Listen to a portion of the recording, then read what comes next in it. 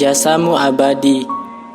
Umi, kami menjadi saksi atas perjuanganmu, ketulusan baktimu, indahnya kasih sayangmu, terukir jelas, menyatu di antara ribuan rintik yang tidak berhenti turun mengantarkan kepergianmu.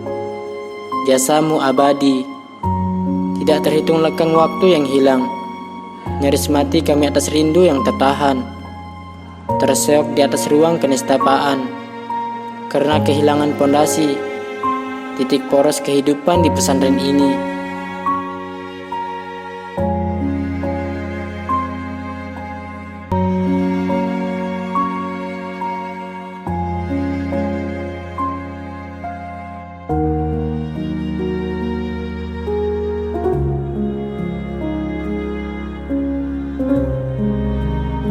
Jasamu abadi.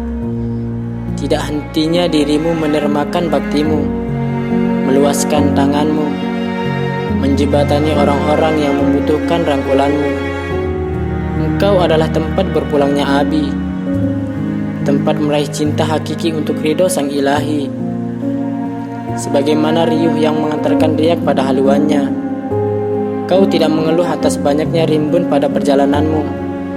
Sabar dan syukurmu seluas bahtera cintamu.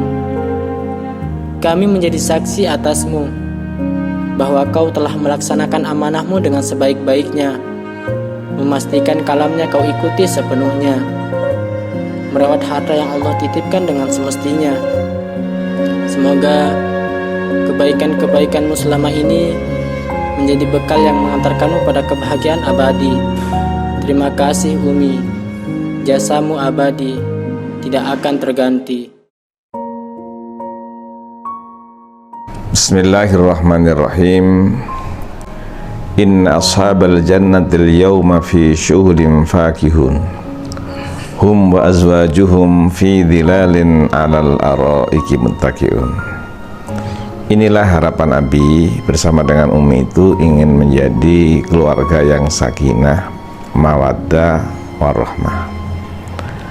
Dan alangkah bahagianya nanti Abi bersama dengan Umi dan seluruh keluarga, hum wa azwajuhum fi dhilalin alal araiki muttaqiun, berada di atas sofa, duduk di bawah tempat yang rindang. Itulah yang Abi harapkan, Umi harapkan.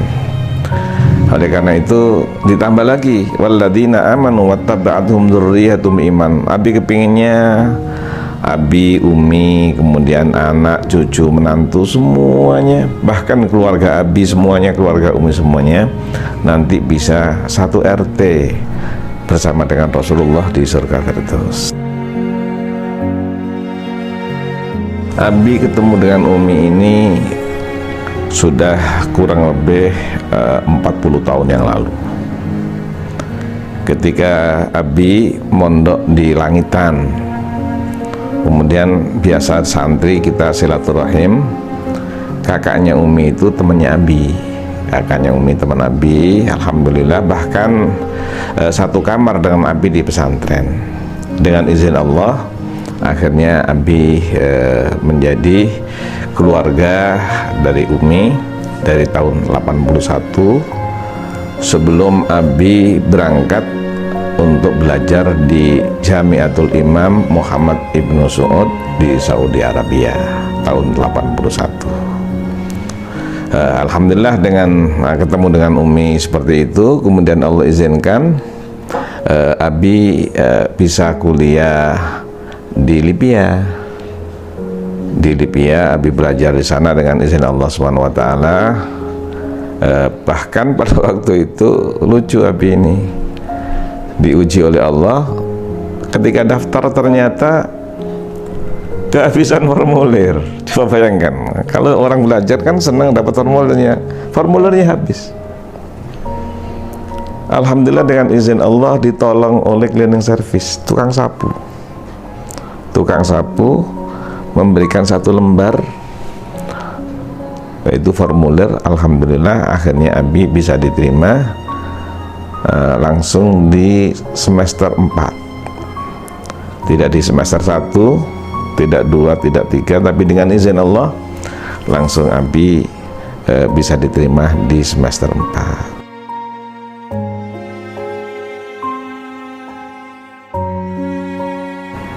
Umi dari awal, karena Abi hampir 40 tahun kenal dengan Umi, yang mengesankan bagi Abi adalah senyumnya.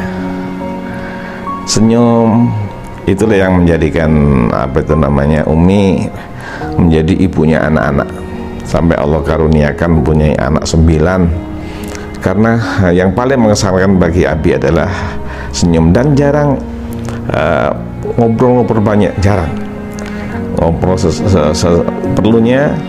Ya kalau bercanda sama anak-anak sama ini baru Umi banyak bicara.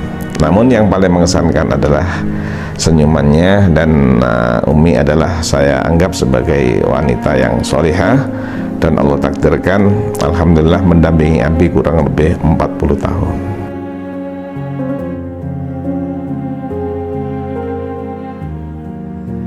Yang paling mengesankan tahun 1987 ketika Abi haji bersama dengan Umi. Mbak Fauzia itu waktu itu baru usia kurang lebih 2 tahun. Ketika haji itu Abi gendong si Mbak Fauzia dari Mina, jalan kaki lewat terowongan menuju ke Masjidil Haram. Kalau Abi capek lah, itu diganti dengan Umi, digendong. Umi bawa gendongan itu nggak lupa sampai hari ini. Bisa haji bersama Umi, jalan kaki dari Mina kurang lebih 3 kilo menuju ke Masjidil Haram lewat terowongan, dan masih gendong anak yang pertama, anak yang kedua, dan yang seterusnya belum lahir. Ini adalah tahun kurang lebih 1987. Itu bersama dengan Umi, itu yang mengesankan ketika haji. Begitu juga ketika Abi sudah mempunyai 4 anak kalau nggak salah waktu itu. Ada Mbak Fauzia, ada Mbak Hajar, kemudian ada Abang Muhammad, ada Mbak Sofia. Abi tinggal kerja, jadi nggak lupa Abi nyewa satu rumah tempat di Mekah, ngambil yang di lantai 3. Kemudian Umi sama anak-anak Abi tinggal untuk kerja di Mina, kerja Abi di Mina. Masya Allah, di Mekah sana, di Mekah. Umi tinggal di Mekah sama anak-anak, sama Mbak Fauzia, sama Mbak Hajar, sama Abang Muhammad, sama Mbak Sofia. Tapi Abi kerjanya berangkat pagi, pulang malam. Itu saya terkesan sampai hari ini saya dengan Umi.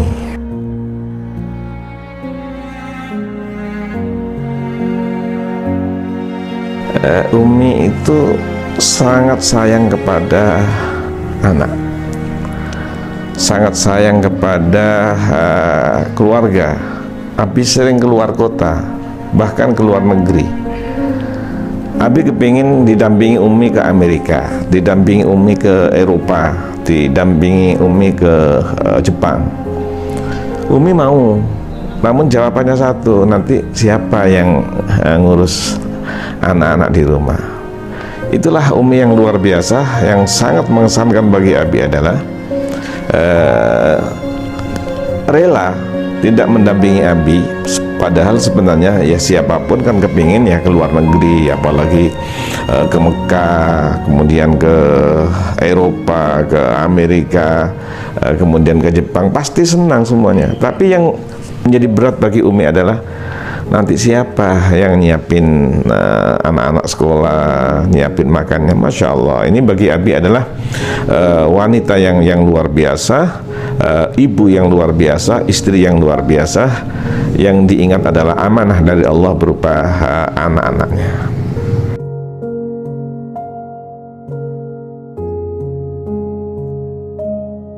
Mungkin semua tetangga, semua keluarga akan bisa membayangkan kira-kira Umi orangnya sabar apa tidak sampai mempunyai anak 9 ya.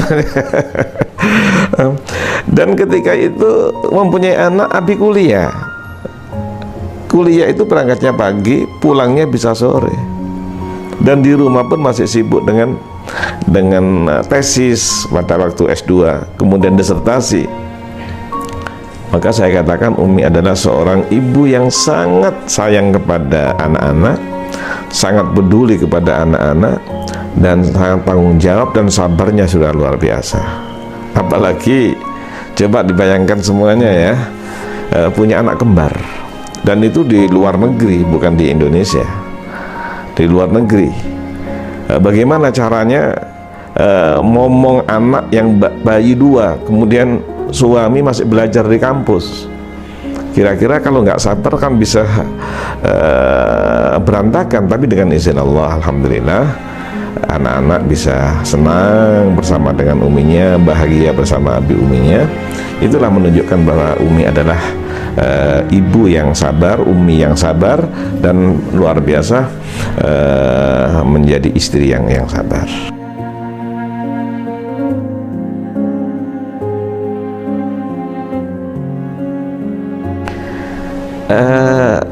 Kata-kata Umi yang selalu membangkitkan semangat itu ketika Abi selesai S1, karena Umi Abi tinggal selama 5 tahun di Indonesia. Ketika tahun 2081 Abi nikah baru 2 minggu, Umi ditinggal. Umi akhirnya ke pesantren, Abi di Saudi Arabia. Di Saudi Arabia 8 bulan, kemudian pulang 4 bulan di rumah. Ketika Abi selesai S1, Abi bilang sama Umi, Umi, saya alhamdulillah dengan izin Allah, dengan rahmat Allah, dengan karunia Allah, Abi selesai ini S1. Sekarang haknya Umi. Kalau Umi melarang Abi kembali lagi ke Saudi Arabia, ya Abi di Indonesia. Tapi kalau Umi mengizinkan, bahkan memberikan semangat kepada Abi untuk meneruskan kuliah S2, ya saya akan teruskan. Insya Allah jika Abi bisa meneruskan ke S2 di sana, mudah-mudahan Umi bisa ikut ke Saudi Arabia. Langsung Umi jawab, udah kalau gitu Abi nerusin saja. Padahal sudah saya tinggal selama 4 tahun, ditambah lagi dengan setahun, 5 tahun. Dengan doa Umi, doa keluarga, alhamdulillah dengan izin Allah Subhanahu wa Ta'ala, Abi bisa membawa Umi. Akhirnya Umi bisa ikut sampai 8 tahun. Lahir 4 anak yang ada di Saudi Arabia, yaitu Mbak Hajar, Abang Muhammad, Mbak Sofia, sama Mbak Sumaya. Ini yang luar biasa, yang Umi memberikan semangat pada Abi. Kalau seandainya Umi mengatakan udah Abi jangan balik lagi, ya mungkin pada waktu itu Abi nggak nerusin lagi, mungkin terusnya di Indonesia. Tapi dengan izin Allah memberikan semangat, Abi terusin saja. Dengan izin Allah pula, alhamdulillah Abi nerusin bisa ke S2, dan akhirnya Umi bisa ikut.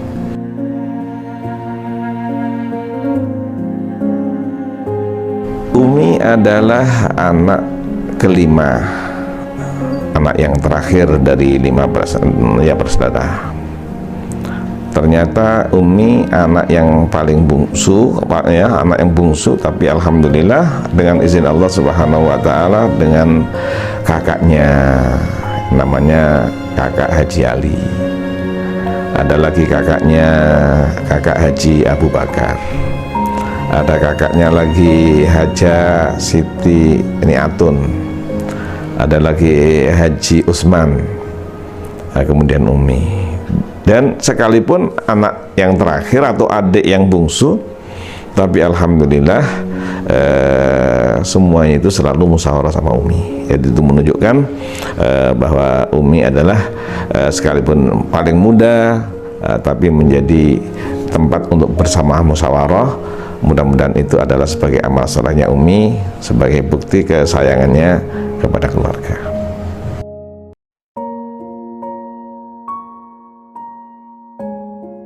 Saya rasa semua santri akan bisa menyaksikan dan semua akan menjadi saksi. Semuanya kalau ketemu dengan santri bercanda mereka, sudah makan belum? Sudah makan? Gimana tadi makanannya? Santri-santri semuanya mengatakan bahwa saksinya Umi adalah sangat sayang kepada semua santri. Sehingga menu yang ada di dapur di pesantren itu, Umi bikin menu untuk seminggu. Umpamanya hari Senin, apalagi anak-anak puasa, itu menunya apa?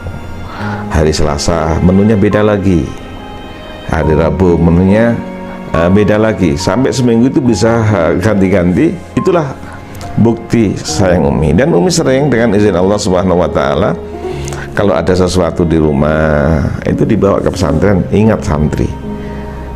Dan barangkali itu omongan Abi, dan itu kesaksian Abi. Namun para santri kalau ditanya menunjukkan bahwa Umi adalah ketika di dapur, yang dipikirkan adalah para santri.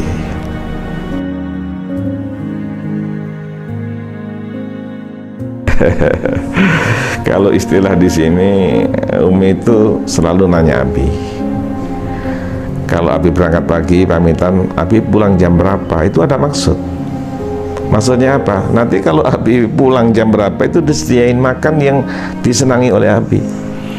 Abi istilah di Jakarta ini senang dengan ikan Jawa. Istilahnya ikan Jawa. Apa ikan Jawa itu? Ya, ikan bandeng itu dipanggang, tambah lagi dengan ikan gabus kalau bahasa sini. Kalau bahasa Lamongannya itu adalah ikan kotok ya. Ikan gabus itu senang sekali. Jadi senang masak yang disenangi oleh Abi. Inilah yang Abi tidak bisa lupa. Kalau Abi nggak pulang atau pulangnya itu agak sore atau malam, kadang-kadang Umi nggak masak seadanya. Tapi ketika Abi pulang jam berapa, itu alhamdulillah makanan sudah siap sesuai dengan kesenangan Abi. Kesenangan Abi adalah kesenangan Umi.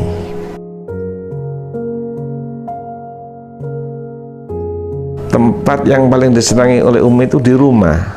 Lucu juga ini. Nah, kalau di Jakarta kan ada Taman Mini, ada Ancol, ada Masjid Istiqlal, ada tempat rekreasi, mungkin tempat-tempat itu. Tapi Umi senang di rumah. Senang di rumah, bahkan setiap rumah yang ditempati Umi bilang, Umi senang sekali dengan rumah ini. Padahal rumah seadanya. Rumah Abi perlu diketahui oleh para santri dan kita semuanya.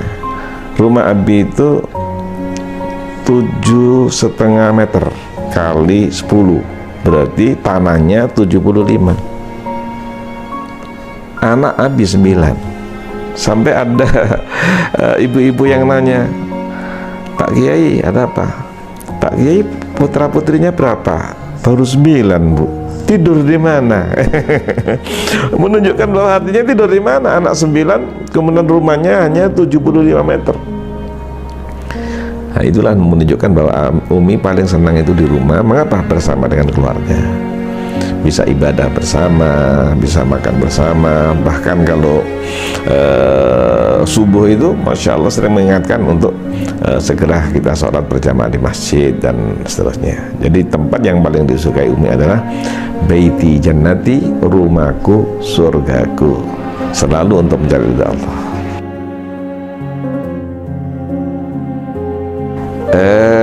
Sebenarnya mungkin kesalahan Nabi ya. Ini Abi itu pernah Umi bercanda begitu. Umi kepingin punya kendaraan sedan agar nanti bisa silaturahim, bisa pengajian, bisa di mana. Umi kepinginnya punya sedan. Waktu itu Abi bercanda, Umi kalau sedan itu kayaknya hanya bisa 5 orang nih, tapi anak kita kan 9. Bagaimana kalau kita ngambil mobil Innova saja? Kata Umi, ya nggak apa-apa. Disitulah mungkin ini cita-cita Umi yang Abi merasa tidak mengabulkan harapan cita-cita Umi, yaitu kepingin punya mobil sedan pada waktu itu, tapi jawaban Nabi kita berikan yang lebih dari sedan, yaitu supaya bisa muat menjadi mobil keluarga. Ini barangkali Abi kalau menyesal sih tidak, akan tapi mohon pada Allah mudah-mudahan nanti di surga bisa mempunyai sedan yang indah begitu ya. Ini barangkali cita-cita. Mengapa tujuannya kepengen silaturahim pakai sedan itu, dan bisa menolong siapapun, namanya apakah santri, apa tetangga yang memerlukan kendaraan. Itu barangkali kalau dikatakan cita-cita yang sebenarnya bukan nggak tercapai, mungkin kesalahan Nabi aja. Kepinginnya sedan, malah Nabi belikan apa tadi? Mobil Innova, karena istilahnya mobil Innova kan bisa untuk mobil keluarga. Itu barangkali, dan mudah-mudahan kalau itu dianggap oleh Allah merupakan kesalahan saya, mudah-mudahan Allah mengampuni dan Umi ridho dengan jawaban Nabi. Bukan berarti tidak disiapin kendaraan, tapi ada lebih dari sedan, yaitu bukan lebih bagusnya, tapi lebih bisa memuat lebih banyak, namanya mobil keluarga.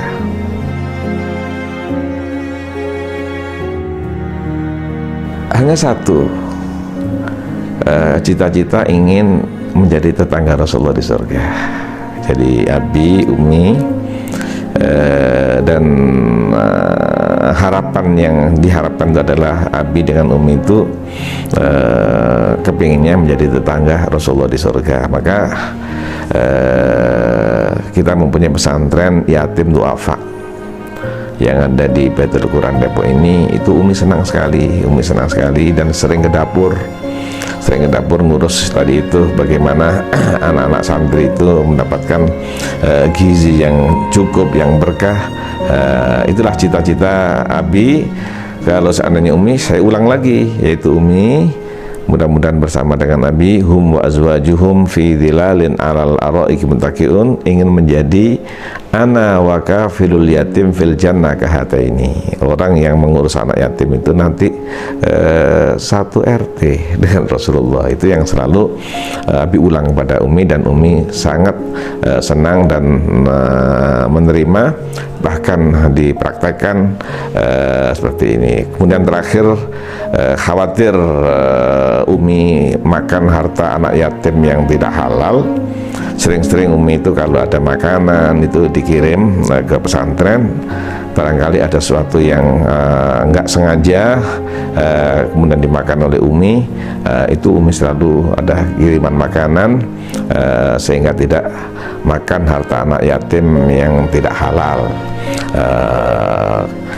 Khawatir dengan firman Allah, innal ladzina ya'kuluna amwalal yatama dzulman innama ya'kuluna fi butunihim nara. Ada lagi yang ingin saya sampaikan Umi. Cita-cita Abi, Umi ingin mempunyai Baitul Quran di seluruh Indonesia. Alhamdulillah ketika Umi dipanggil oleh Allah berangkat menuju ke rahmat Allah Subhanahu wa taala, pesantren Abi sudah 18 pada waktu itu. Sekarang sih alhamdulillah baru 20. Yang bukan yang terakhir, yang nomor 20 ada di Kalimantan Barat. Maka itu pahala insya Allah mengalir sampai hari kiamat untuk Umi, dan kita doakan Umi sekarang berada di taman surga, fi raudhatin min riyadil jannah.